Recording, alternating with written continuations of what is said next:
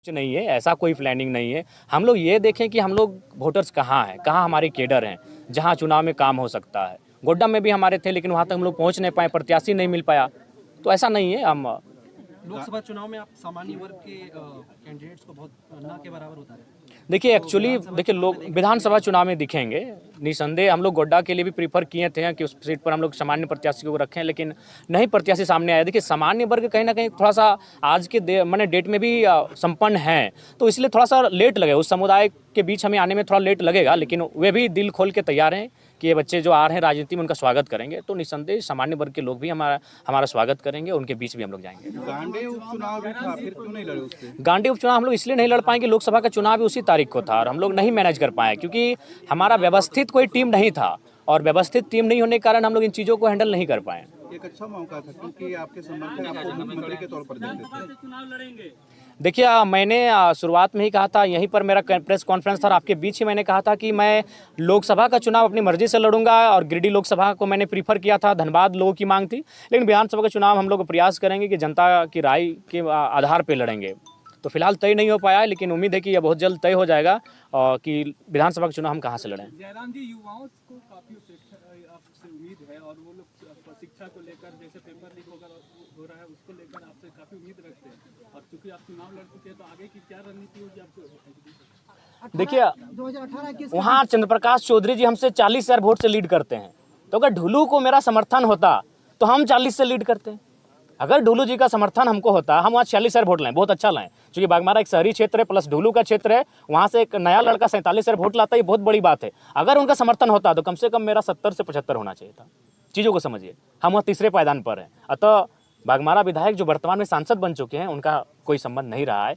ये एक मीडिया में आया था, लेकिन वो सच्चाई नहीं है। विधानसभा चुनाव में सामान्य वर्गों को क्या टिकट देना? बिल्कुल, क्यों नहीं, हर एक वर्ग, हर एक तबका, सबके साथ लेकर चलना है। अरे हम लोग बिल्कुल देंगे। आज होश हवास में इतने मीडिया कर्मियों के माध्यम से कह रहे हैं, स्वर्ण वर्ग को भी हम लोग विधानसभा में उतारेंगे, और बाकायदा हम लोग तो चाहेंगे कि एकेडमिक लोग आए, कुछ पत्रकारिता से भी लोग आए। हम तो सनिदा को आप ऑफर कर रहे हैं, गोड्डा की किसी एक सीट को चयन करें, अभी 6 महीना का समय है। गोड्डा, महागामा, पोड़ाहाट, एक सीट का चयन करें। हम आपके सामने कह रहे हैं, अगर सनिदा एक सीट का चयन करते हैं गोड्डा से, तो हमारे प्रत्याशी होंगे। उम्मीदवार या फिर गैर खते? नहीं, देखिए, प्रतिनिधि हैं, आप उनका बूथ चेक कीजिए, बुरी तरह पीटे हैं।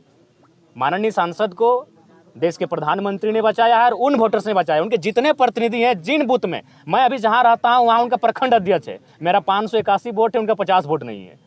वो बुरी तरह पीटे हैं। तो अगर डॉक्टर लंबोदर बाबू एक PhD स्कॉलर हैं, एक राज्य की एक ऊंची सेवा को दे चुके हैं, और हम लोग चूंकि युवा हैं, हमारे मुख से त्रुटिपूर्ण बातें कभी निकल सकती है, लेकिन उनको एक सज्जन व्यक्ति हैं, अगर वो इस प्रकार की बच्चों जैसी चुनौतियां दे रहे हैं, तो मुझे लगता है थोड़ा सा लिमिट में ही चुनौतियां दें। नहीं तो अगर स्वीकार कर लिए तो फिर दिक्कत उन्हीं को होगी, और जोरदार दिक्कत होगी। देखिए, उन्हीं का सवाल जो उन्होंने सवाल किया था, तो हम लोग एक रायशुमारी करेंगे, जनता के बीच जाएंगे। जनता के बीच जाने में हमें समय नहीं लगता है, हम लोग ऊर्जावान हैं, और जनता से इस राय को लेकर चलेंगे कि भाई आपने हमें मत दिया है, अगर ऐसी नौबत आती है तो जनता की राय से होगा। लेकिन फिलहाल हम लोग चुनाव अपने बूते लड़ेंगे, अपने सामर्थ्य के दम पर लड़ेंगे।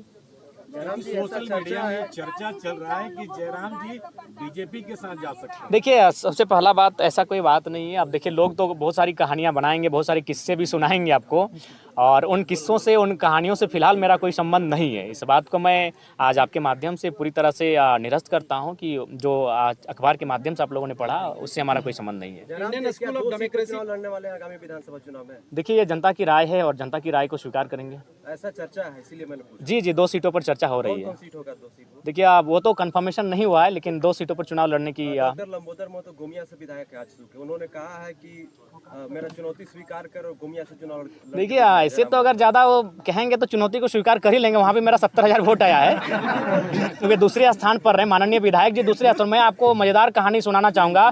गिरिडीह लोकसभा आप लोग का प्यार मिला, इसके लिए हम लोग हकदार भी थे, क्योंकि झारखंड के माध्यम से हम लोग देश की पॉलिटिक्स को भी एक अच्छा संदेश दिए कि हम लोग बिना पैसे की पॉलिटिक्स किए।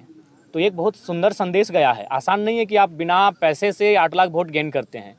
ये फिलहाल आज के दौर में 21वीं सदी में जिस प्रकार आज देश का माहौल है, उस माहौल में आप 8 लाख वोट बिना पैसा खर्च करके गेन करते हैं, तो ये कहीं ना कहीं बहुत बड़ा संदेश है, एक सकारात्मक संदेश है भारत के लोकतंत्र के लिए। और उस हिसाब से मैं सभी का धन्यवाद देना चाहूँगा। और बिल्कुल हम लोगों ने कहीं भी मैं अगर अपने गिरिडीह लोकसभा की बात करूं तो 2200-2300 के आसपास बूथ थे, उनमें हमको लगता है 1200 से 1300 के बीच ही हमारे एजेंट बैठ पाए थे। 1000 बूथों पे हमारे एजेंट भी नहीं बैठ पाए थे, लेकिन वहाँ से हमें अच्छा वोट मिला है। तो एक तो बेहतर संकेत हम लोग दिए हैं। जयराम जी, बीजेपी की ओर से डॉक्टर हेमंत बिस्वा इस पे हम लोग लगातार मुखर होकर बोले हैं। आज हमारे बीच हमारे बड़े भाई देवेंद्र जी बैठे हैं। चुनाव के दौरान इनको लगभग 15 दिन जेल के भीतर रहना पड़ा, तो कारण वही था पेपर लीक का मामला। तो देखिए, जहाँ तक हम लोग का सामर्थ्य है, जिन विषय पर हमने देखिए, लड़ाई दो तरीके से लड़ी जाती है, या तो सदन के भीतर या तो सड़क में धरने के माध्यम से। तो हम लोग अगर सदन में नहीं तो सड़क से तो लड़ाई लड़ ही रहे हैं, सड़क से तो लगातार अपनी आवाज़ को बुलंद कर रहे हैं। हमारा जो सामर्थ्य है उन चीज़ों पर हम लोग कभी पीछे नहीं हटे। हम लोग कभी भी आवाज़ उठाने से, यहाँ तक आज मेरे ऊपर भी 13 FIR है, एक भी व्यक्तिगत FIR नहीं है। FIR क्यों मिला है? ना किसी कंपनी में धरना देने के लिए, किसी को मुआवजा दिलाने के लिए, किसी को नियोजन दिलाने के लिए। तो ऐसा नहीं, हम लोग तो जनता के लिए अपना सर्वस्व निछावर कर चुके हैं। उतना छोड़िए, आज हम लोग घर का दृश्य नहीं जानते कि मेरे घर का दृश्य क्या है। घर में न जाने कितनी प्रकार की घटनाएं घटी, लेकिन हम लोग घर तक नहीं जा पाए, घर तक कदम नहीं रख पाए। हम लोगों ने सब कुछ अपना झारखंड को ही परिवार माना है, झारखंड को ही अपना घर माना है, और पूरे झारखंड वासियों के लिए हमने अपना सर्वस्व निछावर करने का प्रयास किया है। जयराम जी लगातार बोलते हैं कि पैसा वाला हम लोग नहीं हैं, तो आप